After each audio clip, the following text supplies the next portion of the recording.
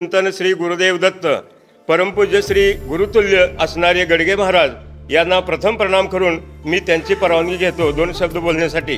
मी सांगलीहून आहे। मी आज तिसऱ्यांदा गुरूंच्या भेटीसाठी आलो आहे। येथील प्रार्थना संकल्पातून सर्व विश्वाला आधी व्याधी दुःख दारिद्र्य कष्ट पीडा यातून मुक्ती मिळवण्यासाठी हे एकच ठिकाण आहे। हे मुक्तिधाम केंद्र दत्तमय भक्तीच्या रसात पूर्ण भिजलेले आहे।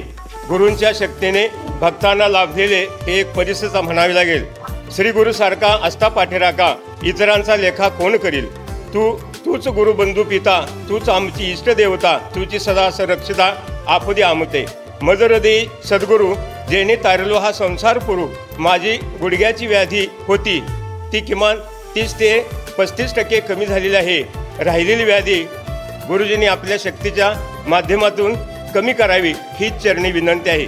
मुलगीचा आजारपणाचा कौटुंबिक प्रश्नाचे उत्तर अजून पूर्णपणे आलेले नाही तरी ते पण प्रश्न गुरुजींनी सोडवावेत हीच चरणी प्रार्थना।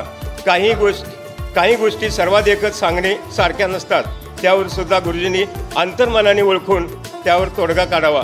मज पामरासी काय थोरपण पायीची वाहना पायीच बरी। अजून थोडा आहे गुरुजी मी परवानगी घेतो। मला आलेला एक न विसरण्यासारखा अनुभव मी सांगतो। वार होता सोमवार, तारीख होती 29/9/25। मी दुसऱ्याच्या शेतात भुईमूग काढण्यासाठी मजुरीला गेलो होतो। सकाळी 6:15ची वेळ होती। मी लवकर उठून गुरुजींचा जप करत होतो। गुरुजींनी दिलेला मंत्रोच्चार करत होतो। भुईमुगाची प्रत्येक जाळी काढताना जप चालू होता। जप कसा करावा कसा आपणाला तारतो याचं ज्वलंत उदाहरण आहे। एक सरी काढण्यासाठी राहिली होती। जप चालूच होता। जाळीच्या बुडाशी एक घोणस होती। 1 फुटावर तिचे दर्शन झाले पण मला तिचा किंचितही स्पर्श झाला नाही। मी 5-10 जाळ्या शिल्लक ठेवल्या व मी पुढे गेलो। दुसरी सरी काढली। मला ती घोणस पुन्हा कुठेच दिसली नाही। सारांश एकच आहे की गुरुजींनी दिलेल्या मंत्राचा मंत्रोच्चार केल्यामुळे मी घोणसीपासून वाचलो।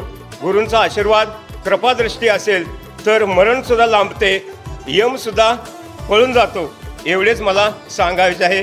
गुरुदेव दत्त गुरु परमात्मा परेशु।